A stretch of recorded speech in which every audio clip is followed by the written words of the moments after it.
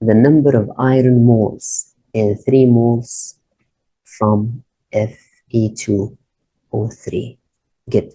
How can we find number of moles? Okay, this is now a compound, as you see, which is good. To find how many moles in it of each component. Here, when I write you Fe2O3, and I didn't write here number, that means this number is 1, and this means 1 mole. 1 mole of this compound. Good.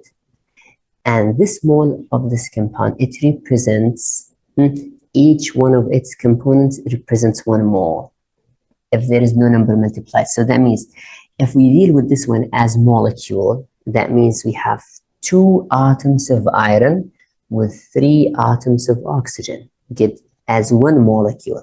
So 1 molecule of Fe2O3, we have 2 moles of iron and we have 2 atoms of iron and 3 atoms of oxygen. If we deal with it like one molecule. Okay, and if we deal with it as moles, it's the same. So 1 mole of Fe2O3, 1 mole, it contains 2 moles of iron. 2 moles of iron, as you see here, 2 moles of iron and what? And 3 moles of what? Of oxygen. Good. So that means 2 moles of iron atoms and 3 moles of oxygen atoms, they're gonna make what? This compound.